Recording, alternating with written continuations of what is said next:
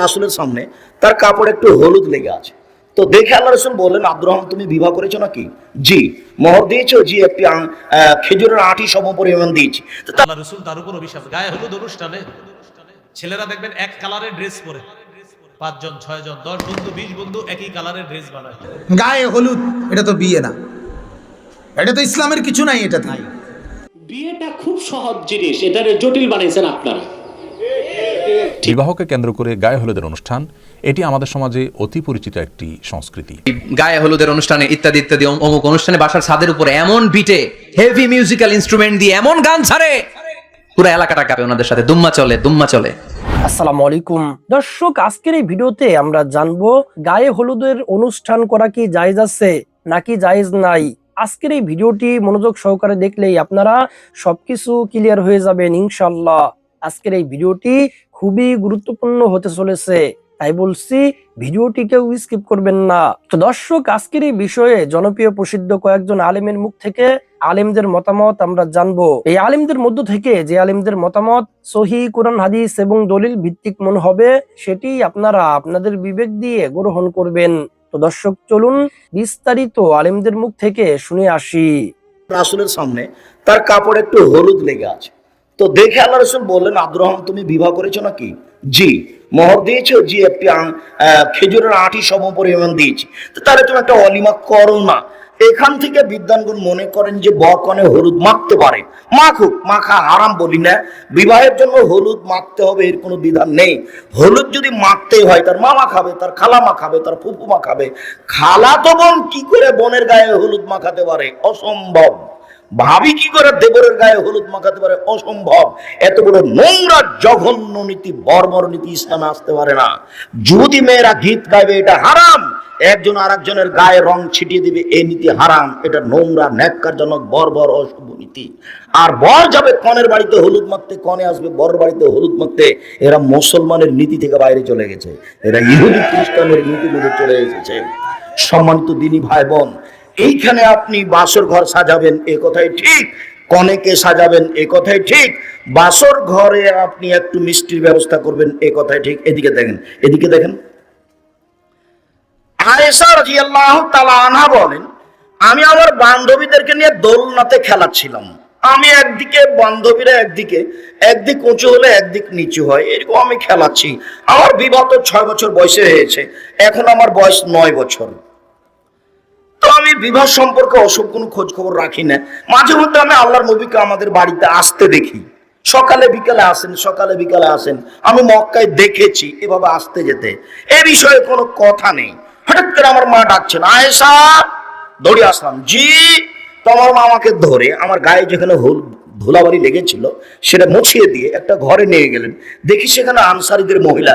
আমি বুঝতে পারলাম না আনসারীদের মহিলা কেন এখানে। তারা আমাকে সুন্দরী করে সাজালো। কি দিয়ে সাজালো এই কথা তিনি বললেন না, খালি বললো যে তারা আমাকে সুন্দরী করে সাজালো। আমি বিষয়টা বুঝতে পারছি না তারা আমাকে কেন সাজাচ্ছে। তো সুন্দরী করে সাজালো মানে বিউটি পার্লারে যা কিছু আছে সবকিছু দিয়ে আপনার মেয়ে বৌমা সাজতে পারে, এটাই ঠিক, জরুরি কথা। মেয়েদের সাজগোজ এমন কিছু যা দেখতে পাওয়া যায়, গন্ধ পাওয়া যায় না। মহিলারা এমন কিছু ব্যবহার করবে যা দেখতে পাওয়া যায়, গন্ধ পাওয়া যায় না। মহিলারা এমন কিছু ব্যবহার করবে যা দেখতে পাওয়া যায়, গন্ধ পাওয়া যায় না। পুরুষেরা এমন কিছু ব্যবহার করবে যা দেখতে পাওয়া যায় না, গন্ধ পাওয়া যায়। পুরুষেরা এমন কিছু ব্যবহার করবে যা দেখতে পাওয়া যায় না, গন্ধ পাওয়া যায়। মর্মে কমিউনিটি সেন্টারে মেয়েটা ঢোকে সবকিছু গায়ে মুখে লাগাতে পারে, তবে কমিউনিটি সেন্টারে যে মহিলা আছে সে হলো অপর মহিলা, যার কারণে এর কমিউনিটি সেন্টারে ঢোকা জায়েজ নয়। এর মা যদি বোন খালা ফুফু থাকে তাহলে সে ঢোকে সাজগোজ করতে পারে, এছাড়া সব কিনে নিয়ে এসে বাড়িতে সাজবে। উল্লেখ্য যে নখে নেইল পালিশ লাগাতে পাবে না। ইহুদি খ্রিস্টানদের পতিতালয়ের মেয়েদের বৈশিষ্ট্য হচ্ছে নখে নেইল পালিশ দেওয়া। ইহুদি খ্রিস্টানদের পতিতালয়ের মেয়েদের বৈশিষ্ট্য হচ্ছে নখে নেইল পালিশ দেওয়া। ইহুদি খ্রিস্টানদের পতিতালয়ের মেয়েদের বৈশিষ্ট্য হচ্ছে নখে নেইল পালিশ দেওয়া। মুসলিম মহিলা নখে নেইল পালিশ দিতে পাবে না। কি দিবে? মেহেদি দিবে। বর হলুদ মাখতে গেছে কনের বাড়িতে, কনে এসেছে বরের বাড়িতে হলুদ মাখতে। আমি বলছি যে এরা মানুষ থেকে বাদ পড়ে গেছে। এভাবে বলছেন কেন? আমি বলিনি। বুঝেও বুঝে না ওরা, অন্তর আছে বুঝে না, দেখেও দেখে না ওরা, চক্ষু আছে দেখে না, শোনেও শোনে না ওরা, কান আছে শোনে না। উলাইকা কাল আনাম, তারা পশু প্রাণীর মতো, তারা গরু ছাগলের মতো, তারা কুকুর শ্রীগালের মতো, ভালো হওয়া জল বরং তার চেয়ে খারাপ। আল্লাহ বলছেন পশু প্রাণীর মতো।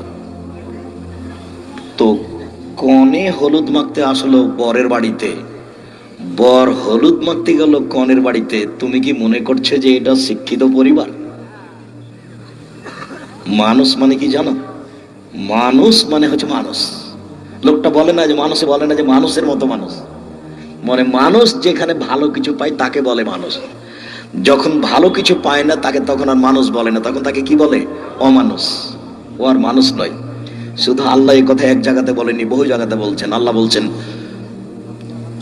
তিন ডমর ফলের কসম, ও জাইতুন জাইতুন ফলের কসম, ও তুরে সিনিন তুর পাহাড়ের কসম, ও হাজাল বালাদিল আমিন, এই মক্কা নিরাপদ শহরের কসম।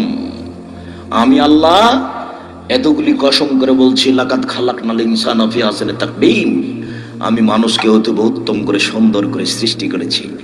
মানুষ যখন আমাকে মানেনি, আমি তাকে সর্বনিম্নে উল্টা ফিরিয়েছি। ও এখন পশু প্রাণী, গরু ছাগল, কুকুর শ্রীগালের চেয়ে খারাপ। তো বর গেছে কনের বাড়িতে হলুদ মাখতে, কনে এসেছে বরের বাড়িতে হলুদ মাখতে, আর একজনের গায়ে আর একজন হলুদ মাখাচ্ছে, আর কাদা ছিটাচ্ছে, আর রং ছিটাচ্ছে।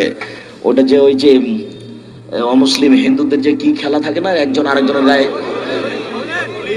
হোলি খেলা, তো মুসলমানের বিবাহের বাড়িটা মনে হচ্ছে হোলি খেলা। বিয়ে কার আদেশ? রসুলের সুন্নাত। আর নিকাহু মিন সুন্নতি, নবীর সুন্নাত বিয়ে। নবীজি বলছে এটা আমার সুন্নাত। তাহলে আল্লাহর আদেশ, নবীর সুন্নাত। কোন কথা কি কইছি? কোন নবীর। তাহলে দুই দৃষ্টিতেই এটা ইবাদত। কিন্তু ছিল এটা ইবাদত, ছিল একটা বন্দিগি, এটা ইবাদত। কিন্তু এইটাকে আমরা আজকে ইবলিসের কুমন্ত্রণায় এই পরিমাণ রং দিছি, এখন আর মুসলমানের বিয়ে কোনটা এটার খুঁজা পাওয়া যায় না। পুরা অনুষ্ঠানের মধ্যে সবই হয়েছে, তো বিয়ে হয়েছে কোনানে এটার কয়ে পাওয়া যায়। বুঝেন নাই কথাটা? গায়ে হলুদ এটা তো বিয়ে না, এটা তো ইসলামের কিছু নাই। এটা নাই 70,000 টাকার গেট, এটার সাথে ইসলামের কোনো সম্পর্ক নাই। কথা বুঝছেন কি না? পুরা প্যান্ডেলের ভিতরে এই বেড়া বেড়ি একত্রে ভাত খাওয়া, এটার সাথে তো ইসলামের কোনো সম্পর্ক নাই। পুরা অনুষ্ঠানটা ভিডিও হওয়া বেড়া বেড়ির, এটার সাথে তো ইসলামের কোনো সম্পর্ক নাই। মেয়েটা যেখানে সাজাইতেছে সেখানে সবগুলো ফোলা জোয়ান জোয়ান ছেলে গিয়া গিয়া প্রত্যেকে নিজ নিজ মোবাইলে ছবি উঠাইতেছে, বড় বড় মোবাইল দিয়া। এটার সাথে ইসলামের কোনো সম্পর্ক আছে? নাই। ছেলেটা যেখানে বর বয়াইছে, হ্যাঁ, তার লগে যে জোয়ান জোয়ান বেড়ি মহিলা মেয়ে এই অসিব্য করে যে লগে বসাইলো, হ্যাঁ, কতগুলো জানোয়ার, কতগুলো নর্তকী পাশে যে বসাইলো, এটার সাথে ইসলামের কোনো সম্পর্ক আছে? নাই। এত বড় বাতের থালা, এটার লগেও তো ইসলামের কোনো সম্পর্ক নেই। এক বেড়া কি রাক্ষস নিয়ে, এতে বেড়া এতে জামাইয়ে না। কথা বলেন না কেন? কি তার 14 গোষ্ঠীর জীবনে ভাত খাইছে না? তার এতটি বাদ দিলেন কেন? আশ্চর্য কথা আপনি বলেন। এতটি বাদ কি লেগে তারে দিলেন? এতটি গুস্ত মাছ তার কান দিলেন? পরিষ্কার বুঝায়, এটা বুঝে অন্তরে এটা আছে যে বাদ সবটি দিছি শুধু সিস্টেম এটি যে নষ্ট করবে এটা জানে তারা, ঠিক কি না বলেন? এটা মাইনা নিয়েই দিছে। তাইলে কি বোঝা গেল? এক মুসলমান ইচ্ছা করে অপচয় করা এটা তার জন্য অনুমোদন, শরীয়ত অনুমোদিত? বলে তুসরিফু, আল্লাহ তাআলা নিষেধ করেছে বান্দা যা পারো খাও, ওয়াকুলু ওয়াশরাবু, কোনো মানা নাই, আমার রিজিক খাও পান করো, কিন্তু ওয়ালা তুসরিফু, কি করো না? অপচয় করো না। অপচয় শয়তানের ভাই, শয়তানের ভাই। এতটা পরিষ্কার বলার পরেও তাহলে আমরা ইসলামের সাথে এটার কই সম্পর্ক? এরপরে ছেলেটা মেয়েটার কাছে নিয়া 14 ঘরের বাবি, 18 কিসিমের বাবি, উত্তরের ঘরের দহিনের ঈর্ষার বাবি, এ বুড়ি সহ স্বাস্থ্য ঘরের জ্যাঠতো বাবি, বুড়ি সহ জাতি ঠেলা ঠেলি কইরা এরপরে ফোলার হাতে মাইয়া উঠাই দেওয়া, এটা ইসলাম? এটার সাথে ইসলামের কোনো সম্পর্ক আছে? শরীয়তের বিধানের কোনো সম্পর্ক আছে? তাহলে বিয়ে কোথায়? আল্লাহর হুকুমটা কোথায় এখানে? নবীর সুন্নতটা কোথায় এখানে? আপনি আমারে কোনটা আপনারা একজন দাঁড়াইয়া কোন না কোনটা? আমার কথাটা বুঝছেন নি বাজান? আজ আমরা ওই যে ইবলিস বলছে যে আল্লাহ আমল তো ছিল নেক আমল, কিন্তু আমি ওয়াদা করতেছি, কসম করে বলছি মাওলা, আমি তোমার বান্দাদের আমলের মধ্যে গুনার রং ধরাই দেব, গুনার কালার দিয়ে দেব, লা উযায়্যিনান্না, আমি সাজিয়ে দেব, সাজিয়ে গুনার রং ধরিয়ে দেব, গুনার রং ধরিয়ে দেব। ফলে এটা তখন আর নেক থাকবে না, এটা তখন জাহান্নামে যাওয়ার সামান হয়ে যাবে। এতগুলো নাফরমানি করে এরপরে মাইয়ার বাপ কয়, হুজুর কিন্তু দোয়া কইরা দেন আল্লাহ যাতে তারা জামাই বউর মধ্যে বরকত দেয়। কি বরকত দিত? এই ডাকাত কি বরকত দিত? কথা বলেন না কেন? এখানে বরকতের কি কিছু বাকি রাখছ তুই? বেড়া বরকতের কোনো জায়গা রাখছো তুই? ওই যে বলছে যে বেড়ায় যে আমি তো এটাই চিন্তা করতে আসি ভাই, এতটি আগাছার ভিতরে এই ধান গাছটি কেমনি টিক্কা রইল? কথা বোঝেন নাই? এইটা কইতে দেরি ধান গাছটি মরিয়া শেষ। এতগুলো নাফরমানির ভিতরে আল্লাহ তাআলা কোনানে বরকত দিত, কোনান দিয়া বলেন? আমরা রাখছি কিছু? আমরা কিছুই রাখি না। বিয়েটা খুব সহজ জিনিস, এটারে জটিল বানিয়েছেন আপনারা, ঠিক কিনা? প্রথমে বের করছেন পর্ব, হলুদ, মরিচ, আদা, রসুন, না একটাই হয়? হলুদ হয়। তারপরে ছেলেরা যে মেয়েকে ধরে, মেয়েরা ছেলেকে ধরে, নাউযুবিল্লাহ, হারাম, জঘন্য হারাম কাজ। তাহলে আপনারা বিয়ে সহজে করবেন। ইসলাম শিক্ষা দিয়েছে ছেলে মেয়েকে পছন্দ করবে, মেয়ে ছেলেকে পছন্দ করবে, বিয়ের কাজ শুরু হয়ে যাবে। ইজাব কবুল, সাক্ষী, বাস, কাগজ কলমেরও তেমন দরকার নাই। তারপর বিয়েটা প্রকাশ করবেন কিভাবে? হাদিসে এসছে আউলিম ওয়ালাউ বিশাতিন, তুমি যদি একটি বকরি দিয়েও হয় অলিমা করো। কি করো? আউলিম ওয়ালাউ বিশাতিন, একটি বকরি জবাই করে হলেও কিছু মানুষকে খাওয়াও, বিয়ের অলিমাটা করো। সুবহান। বিয়েটা সহজ না? সুপ্রিয় দর্শক, বিবাহকে কেন্দ্র করে গায়ে হলুদের অনুষ্ঠান, এটি আমাদের সমাজে অতি পরিচিত একটি সংস্কৃতি। একজন মুসলিমের বিবাহে গায়ে হলুদ নামের কোনো অনুষ্ঠানের অনুষঙ্গ থাকা উচিত নাকি ইসলামের দৃষ্টিকোণ থেকে এটি নাজায়েজ, সে বিষয়টি আজ আমরা ব্যাখ্যা করার চেষ্টা করব ইনশাআল্লাহ বিইذনিল্লাহ।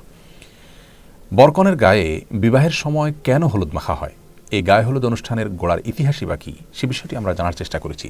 যেটুকু জানতে পেরেছি তা হলো, কলকাতার দৈনিক আনন্দবাজার 16 জানুয়ারি 2019 এ বিষয়ে একটি প্রতিবেদন প্রকাশ করেছে, যার শিরোনাম হলো বিয়ের রীতিতে গায়ে হলুদের চল কেন এলো জানেন? এই প্রতিবেদনে লেখা হয়েছে, হিন্দু বিয়ের রীতি অনুযায়ী বিয়ের দিন সকালে হলুদ মেখে স্নান করেন বরকনে। পুরাণেও হিন্দু বিয়ের রীতিতে হলুদের চল ছিল। এই প্রতিবেদনে আরও লেখা হয়েছে, পুরাণ ও শাস্ত্রবিদ পূর্বাসেন গুপ্তা তিনি বলেছেন, এটা বৈদিক আচরণ নয়, বেশ কিছু উপকারী দিকের কথা ভেবেই হলুদকে প্রাচীনকাল থেকেই বিবাহের অন্যতম উপকরণ হিসাবে মেনে চলেছি আমরা।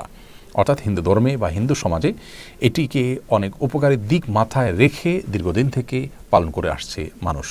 এ বিষয়ে বাংলাপিডিয়া বলছে, বৈদিক যুগ থেকে ভারতীয় হিন্দু সমাজে গাত্রহরিদ্রা বা অধিবাস বিয়ের অনুষ্ঠানে অবশ্য পালনীয় শাস্ত্রাচার ও লোকাচার হিসাবে পালিত হয়ে এসেছে। বরকনের দাম্পত্য জীবনকে যে কোনো ধরনের অকল্যাণ ও অপশক্তির অনিষ্ট থেকে মুক্ত রাখার কামনা থেকেই এসব লোকাচার পালন করা হয়। এটি মূলত একটি মাঙ্গলিক অনুষ্ঠান। প্রিয় দর্শক, বিয়ের সময় গায়ে হলুদ বিষয়ে এই দুটি সূত্র থেকে যে তথ্য আমরা পেয়েছি সেটি একেবারেই পরিষ্কার, আর তা হলো যে এটি মূলত হিন্দুদের একটি সংস্কৃতি যা তাদের থেকে চলে এসেছে এবং এর পেছনে একটি বিশ্বাসগত দিক রয়েছে, তা হলো যে এর মাধ্যমে বরকনে নানা অমঙ্গল থেকে বেঁচে থাকতে পারে। হিন্দু ধর্মমতে বিভিন্ন প্রকার অপশক্তি আছে, সে সমস্ত অপশক্তির প্রভাবে মানুষ ক্ষতিগ্রস্ত হয়, সেগুলো থেকে বাঁচার জন্য তারা অনেক কাজ করে থাকেন, এটি তাদের ধর্মীয় বিশ্বাস। কিন্তু একজন মুসলিম কোন অবস্থাতে এ ধরনের কোনো অপশক্তিতে বিশ্বাস করবার কোনো সুযোগ নেই। ইসলামে এ ধরনের কোনো অপশক্তির কোনো স্থান নেই। সকল কল্যাণ অকল্যাণের একমাত্র মালিক আল্লাহ রাব্বুল আলামিন। আল্লাহর কাছে আশ্রয় চাওয়া ছাড়া এ জাতীয় কোনো বস্তু বা কোনো সংস্কৃতি, কোনো কালচার, এগুলোর মাধ্যমে একজন মুসলিম কোনো অবস্থাতেই কোনো তথাকথিত অপশক্তি থেকে বাঁচার চেষ্টা করার কোনো সুযোগ ইসলামে নেই। আমরা অনেকেই জানি যে এই গায়ে হলুদ অনুষ্ঠানে শুধু হলুদ নয়, বরং দূর্বা, তিল, সরিষা, আরও অনেক বস্তু ব্যবহার করা হয়ে থাকে, এবং এর সবগুলোর কারণ হলো ওই যে এটাকে বলা হয়েছে মাঙ্গলিক অনুষ্ঠান, বিভিন্ন ধরনের অকল্যাণ থেকে বেঁচে থাকা এবং দাম্পত্য জীবনে সুখ শান্তি যেন হয় সেই জন্য এগুলো করা হয়ে থাকে। তো প্রথমত এটি হিন্দুদের একটি ধর্মীয় সংস্কৃতি, এবং এখানে তাদের বিভিন্ন রকমের বিশ্বাসগত দিক আছে যেগুলো শিরপূর্ণ বিশ্বাস, একজন মুসলমান কোনো অবস্থাতে যেগুলো বিশ্বাস করতে পারেন না। আর এর বাইরে যে বিষয়টি আমাদের সবারই জানা, তা হলো গায়ে হলুদ অনুষ্ঠান মানে হলো নারী পুরুষের অবাধ বিচরণ, অবাধ মিশ্রণ এবং মেলামেশা। বরের গায়ে অনেক সময় ভাবি কিংবা গায়ে মাহারাম মহিলারা হলুদ মেখে দিয়ে থাকেন এবং এটাকে তারা এনজয় করেন। কনের হলুদ অনুষ্ঠানে দেখা যায় গায়ে মাহারাম ছেলেরা, পুরুষরা সেখানে থাকেন এবং তারা একে অন্যকে মাখামাখি করে থাকেন, গোটা শরীরে হলুদ মাখামাখি হয়ে থাকে। এর পাশাপাশি গানের যে বিষয়টি, ব্যান্ড পার্টি ইত্যাদি, এগুলো তো গায়ে হলুদ অনুষ্ঠানের অন্যতম গুরুত্বপূর্ণ অনুষঙ্গে পরিণত হয়েছে, এবং এর মাধ্যমে অনেক সময় এলাকাবাসীর স্বাভাবিক জীবনযাত্রা দুর্বিষহ হয়ে পড়ে। গানের আওয়াজে আশেপাশে মানুষের বসবাস করাটাই অত্যন্ত কঠিন একটি বিষয় পরিণত হয়ে যায়। বিবাহকে কেন্দ্র করে এ ধরনের গানের অনুষ্ঠানের আয়োজন, ব্যান্ড পার্টি ইত্যাদি আমাদের এই সমাজে করা হয়, যে সমাজের মানুষ নিজেদেরকে সভ্য বলে দাবি করে, অথচ এটি কোনো সভ্য সমাজের মানুষের কাজ হতে পারে না যে আপনার গানের আওয়াজে আশেপাশে মানুষ ডিস্টার্ব ফিল করতে পারেন। তো প্রথমত বাদ্যযন্ত্রের ব্যবহার এবং এই জাতীয় গানের আয়োজনকে আল্লাহ আমাদের জন্য অনুমোদন দেননি। বিবাহকে কেন্দ্র করে যে দব বাজানোর অনুমোদন রয়েছে, ছোট শিশুদের গান করার অনুমতি রয়েছে, এটি সেই অনুমতি নয়। অর্থাৎ এই ব্যান্ড পার্টি করা এবং বড়রা নাচানাচি করা এবং সেখানে আপনার নানা রকমের মিউজিক্যাল ইনস্ট্রুমেন্ট ব্যবহার করা, এটি ইসলাম শরীয়তের দৃষ্টিকোণ থেকে কোনো অবস্থাতে জায়েজ নয়। সেই সাথে আপনার নারী পুরুষের যে অবাধ মেলামেশা বিষয়টি রয়েছে সেটি তো আছেই, আর তার চাইতেও বড় হলো যেখানে হিন্দু আইনি বিশ্বাস রয়েছে যার সঙ্গে একজন মুসলমান কখনো একাত্ম হতে পারেন না। বিবাহ একটি ইবাদত, এটি একটি ধর্মীয় কাজ। বিবাহের সময় আমরা চেষ্টা করি যে ইসলামী পদ্ধতিতে বিবাহটা শুদ্ধভাবে যেন সম্পাদিত হয়। তো সেই বিবাহকে কেন্দ্র করে যে সমস্ত আনুষ্ঠানিকতা আছে, সেখানে যদি অনইসলামিক বা ইসলাম সমর্থন করেন এমন কোনো কাজ আমরা করি, তাহলে সেটি কোন অবস্থাতে একজন মুসলমানের জন্য জায়েজ হতে পারে না। অতএব আমাদেরকে সুস্থ শুদ্ধ সংস্কৃতির পথে ফিরে আসতে হবে, আর উদারতার নামে বা দেশীয় কালচারের নামে ভিন্ন ধর্মের সংস্কৃতিকে নিজেদের মধ্যে ধারণ করার কোনো সুযোগ থাকতে পারে না। আল্লাহ তাআলা আমাদের সকলকে বিষয়গুলো উপলব্ধি করার তৌফিক দান করুন। আল্লাহ রসুল তার উপর অভিশাপ। গায়ে হলুদ অনুষ্ঠানে ছেলেরা দেখবেন এক কালারের ড্রেস পরে, 5 জন 6 জন 10 বন্ধু 20 বন্ধু একই কালারের ড্রেস বানায়। ওই ড্রেস বানিয়ে তারা কি করে, একটা ওড়না বানায়, এই ওড়নাটা পা পর্যন্ত ঝুলায় রাখে। পিছন দিয়ে গিয়ে বলবেন আসসালামু আলাইকুম খাদিজা আপা, কেমন আছেন? এর পুরুষ আপনি জানেন, তারপরেও বলবেন যে ভাই, বলবেন যে আপনাকে বলবে আমি তো পুরুষ, তুমি আমার খাদিজা বলবেন আপনি ওড়না পেঁচাইছেন তো এই জন্য আমি ভাবলাম। কিছু ছেলে কানে ছিদ্র করে, কানে ধুল পরে, এটাও স্পষ্ট নিষেধ, এটাও কি স্পষ্ট নিষেধ। রাসূলুল্লাহ সাল্লাল্লাহু আলাইহি সাল্লাম বলেন 4 নাম্বার, শুহরতের পোশাক, প্রসিদ্ধির পোশাক, খ্যাতির পোশাক। এই পোশাক যারা পরিধান করবে, নবীজি বলেন মান লাবিসা সাওবা শুহরাতিন আলবাসাহুল্লাহু ইয়াউমাল কিয়ামাতি সাওবা মাদাল্লাহ। যে ব্যক্তি খ্যাতির পোশাক পরিধান করে, আল্লাহ কিয়ামতের ময়দানে তাকে লাঞ্ছনার পোশাক পরায়া দিবে। 5 নাম্বার, বিধর্মীদের পোশাক। আব্দুল্লাহ ইবনে আমর ইবনুল আস রাদিয়াল্লাহু তাআলা আনহু বলেন রাআ রাসূলুল্লাহ সাল্লাল্লাহু আলাইহি সাল্লাম আলাইয়া থাওবাইনি মুআসফারাইন। নবীজি আমার শরীরে 2টা রঙিন পোশাক দেখছেন। এই পোশাকের রংগুলো সুন্দর ছিল না। নবী আমাকে বললেন হাযিহি মিন সিয়াবিল কুফার, এগুলা কাফেরদের পোশাক, ফালা তালবাসহা, এগুলা পরিধান করবা না। প্রায় মাঝে মাঝে দেখি ওই গায়ে হলুদের অনুষ্ঠানে ইত্যাদি ইত্যাদি অমুক অনুষ্ঠানে বাসার ছাদের উপরে এমন বিটে হেভি মিউজিক্যাল ইনস্ট্রুমেন্ট দিয়ে এমন গান ছাড়ে, পুরো এলাকাটা কাঁপে। ওনাদের সাথে দুম্মা চলে, দুম্মা চলে, খালি কি চলে? দুম্মা চলে। খেয়াল করছেন? আপনার কাছে যদি বাজায় এই টেবিলটা কাঁপবে, সাথে সাথে আপনার শরীরও কাঁপবে, আপনাকে ক্রেজি বানাবে। ইসলাম বলেছে না, যেটা তোমাকে ক্রেজি বানায়, যেটা তোমাকে অস্থির বানায়, যেটা তোমাকে অশ্লীল বানায়, ওটাকে হারাম করেছে কে? কিন্তু তার বিপরীতে সুস্থ বিনোদন আমাদের জন্য হালাল করে দিয়েছে কে? ঢোল বাজানো হারাম, কিন্তু ঢোলের বিপরীতে ইসলাম আমাদের জন্য দফ বাজানো জায়েজ করে দিলেন।